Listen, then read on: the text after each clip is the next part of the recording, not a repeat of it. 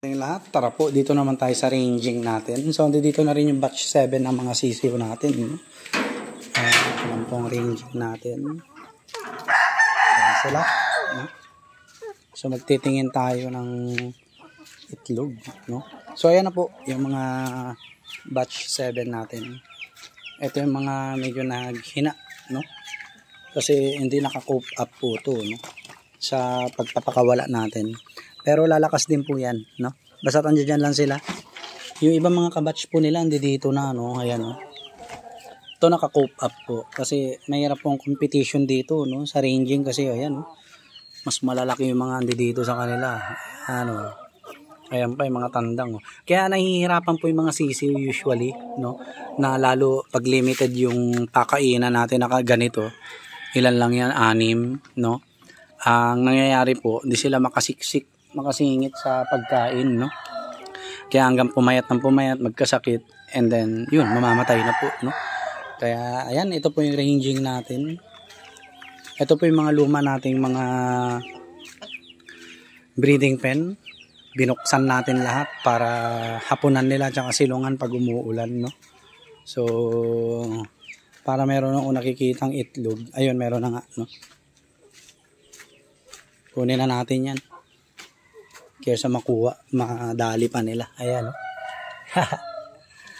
Alright. Nakaisa na tayo, no? Ayan, ang laki. Yan po ang itlog ng Rhode Island Red, no?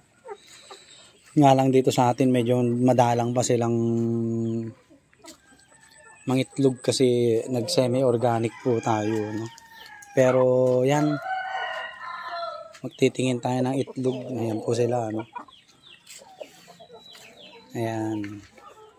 May automatic feeder po tayo. Bali, ilan yan? 3 yata. No? Ayun. 1, 2, at saka 3. Ayun, yung pula. No? So, dadagdagan pa po natin yan ng 2 pag nag-bonus na tayo. No? At para at least ay kapag marami-rami na tayong pera pambili ng feeds ay lalagyan po natin yan. No? So, yan po ang nagsisilbi nilang silungan hapunan paggabi. No? Titingin tayo ng itlog dito, baka mayroon pa. Wala. Wait. Okay. So ito pong gulong na to, gagawin natin yung pugaran nila, no?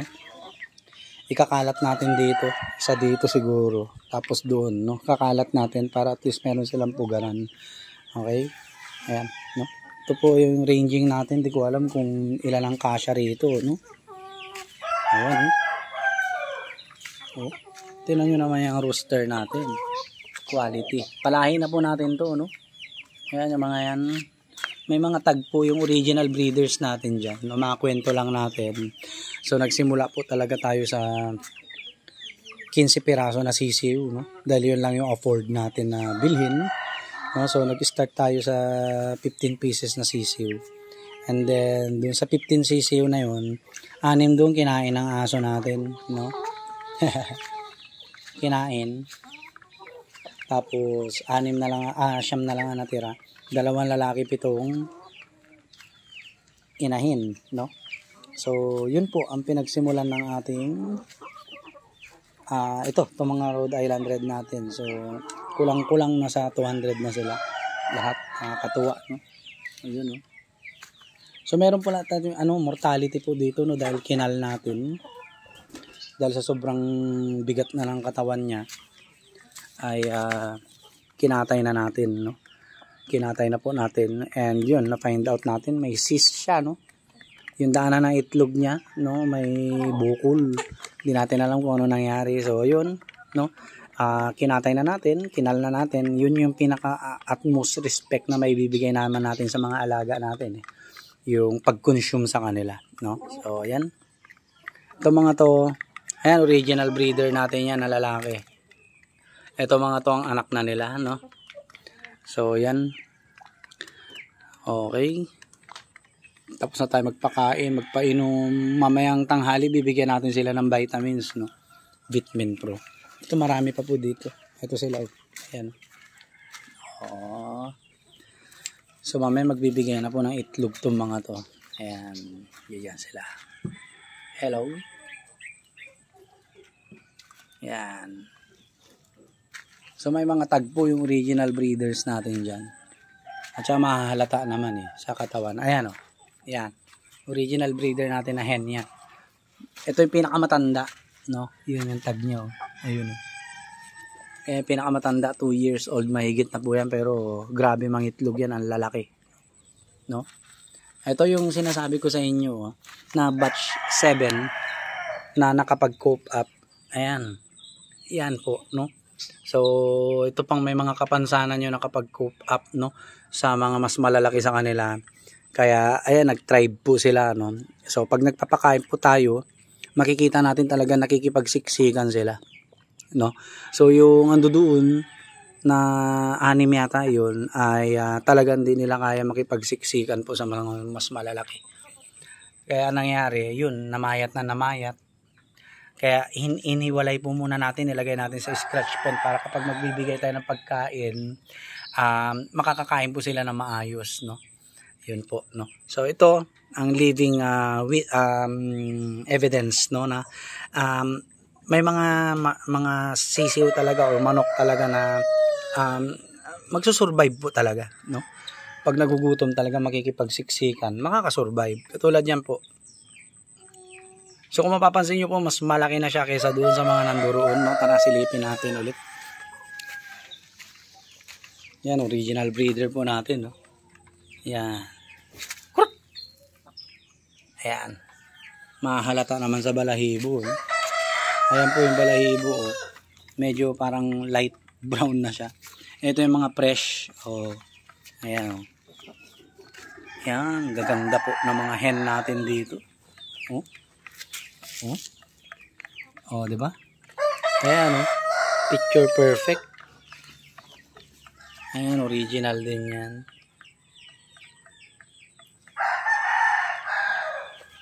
Okay. So ito po, mas maliliit po hindi hamak na itong mga 'to. Hindi sila naka-cope up po, no? Ayan, sa competition sa pagkain po. So yan ang magiging problema natin kapag nagpapakawala. Kaya halimbawa po nag-release tayo, no? Itong mga to ni-release natin, itong mga to sa ranging. Ayan, ba ito i-release natin. Batch 7 pa rin po to, no? Dapat po after 1 week or every day, minomonitor po natin sila kung sino yung mga hindi nakakapag-compete sa pagkain. Ayan, no? At ihiwalay po natin agad kung ayaw nating mamatayan, no, ng alaga, no. Kasi yun nga, sabi ko nga na may mga individual talaga mahina na sa survival instinct po nila, no. Talaga mahina po sa survival instinct nila. Ayun yung White Leghorn Rhode Island Red Cross po natin, no? So discuss po natin yan sa separate video, no. Dalawa yan, isang inahin, isang tandang. Ayan, no. So, yun po, no, pag nagpapakawala po tayo, dapat everyday monitoring. Kung sino yung hindi nakakakumpit sa pagkain, kasi pag hindi po sila nakakakumpit sa pagkain, mamamayat po yan hanggang magkasakit, mamatay po, no. So, pag nangyari po yun, lalo tayo dito, mahalaga po ang inahin sa atin. Ang ginagawa po natin, talagang inihiwalay po natin katulad niyan, 2, 4, 6, no? Nakahiwalay na po dyan para pag pinakain, hindi sila maaagawan, no? Ang tendency po nito pag ganito, mag-i-extend pa po sila dyan ng ilang linggo or buwan. Pag malaki na po sila at kaya na po nila, yun, no? Ready na po sila sa ranging, no? Makipag-bakbakan sa kainan, no? So yan, meron tayong painuman dito, 1, 2, 3, 4, 5. Tapos doon 5 rin. 1, 2, 3, 10, no? Plan natin magdagdag pa. Yung isa dito. Yan, dito. Tapos doon 1, 2, 3 pa. 3 pa idadagdag natin na kahilera rito, no? So, yun lang po sa video na ito. Hope po ay naging nasiyahan kayo sa video natin. Na maibahagi natin ang ating mga alagang Rhode Island Red. The story of 15 chicks. Ngayon kulang-kulang 200 na po. Plus yung batch 8 natin na papisa. no? So yun, hoping na nakaka-inspire tayo, no, na kahit na sisiw lang ang starting point ay possible po na makapagparami tayo basta tiyaga lang. And syempre dapat meron tayong ayan puhunan, no, dahil kung wala po mahihirapan po tayo, no, mahihirapan tayo. So yun po, sa mga nagpaplano na pumasok sa heritage chicken farming, especially ito sa atin, brown egg business production tayo, no? Brown egg tayo. Hindi natin priority yung meat, no? So siguro sa meat, yung mga extra row lang sa every batch na palahi natin, yun lang yung ibebenta natin, pero brown egg production po tayo dito, no? Yun po, maraming salamat sa viewers natin, subscribers. And sa mga hindi pa po nakapag-subscribe, please, malaking tulong po yan, mag-subscribe po tayo, pa-like na rin, and share our videos, pa-comment po sa baba kung meron kayong mga katanungan dito tungkol sa video natin ngayon, and magre-reply po tayo. So yun lang po, God bless, peace!